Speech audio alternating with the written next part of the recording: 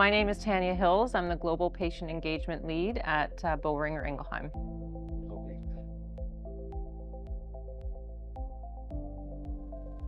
From my perspective, I mean, that's a very complex question, right? But when I think about it, I think about healthcare systems around the world being under tremendous strain. I think the range of the strain is different, but depending on geography, but I think universally, systems are constantly working from an approach of reactiveness rather than proactive. And I think the reasons behind this are many. It can be budget, community populations, burnout, resources, but healthcare systems are only just trying to keep their head above water.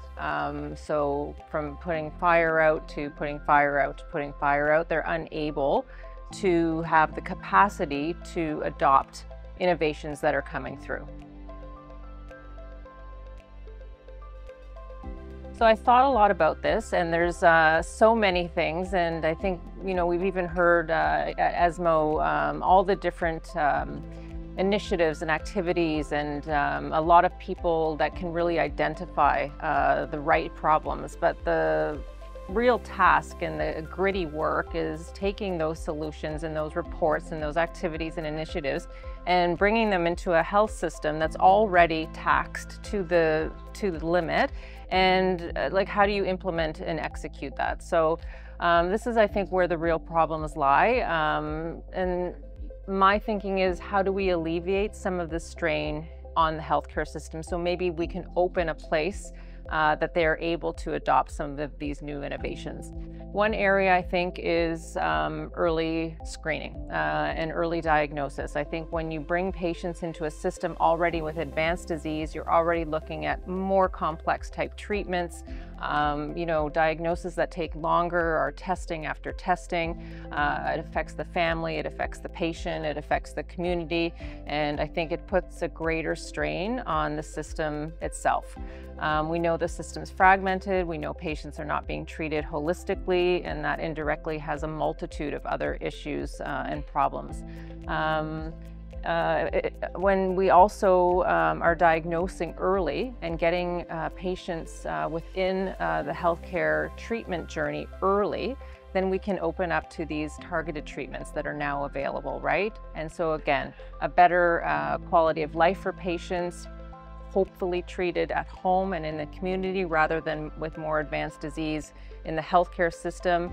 Of course, access becomes a big topic here, but with this innovation, if there's a way to be able to diagnose early and have this targeted therapy and this molecular profiling available to patients no matter where they live, I think this would be a huge area that we could alleviate stress on the healthcare system.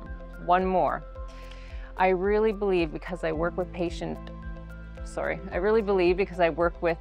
organizations within my role at Boehringer Ingelheim. These are the most smart, innovative, efficient organizations, and they do so much with so little.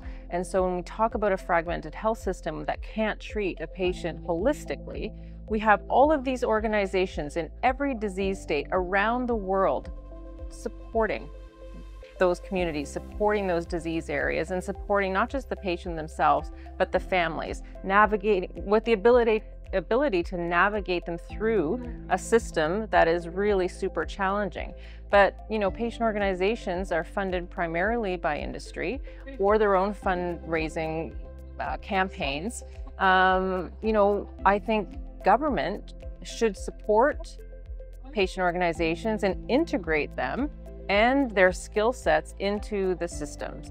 And then they can have a consistent funding model which will allow them to do even more work and really help alleviate the stress on the healthcare system. So I think that this is like a huge opportunity that I'm not even sure of the why behind it, because it seems so obvious to me that these dedicated, passionate organizations who only want to drive change and better outcomes for patients are not being funded by government so that they can alleviate the systems that we're all trying to improve.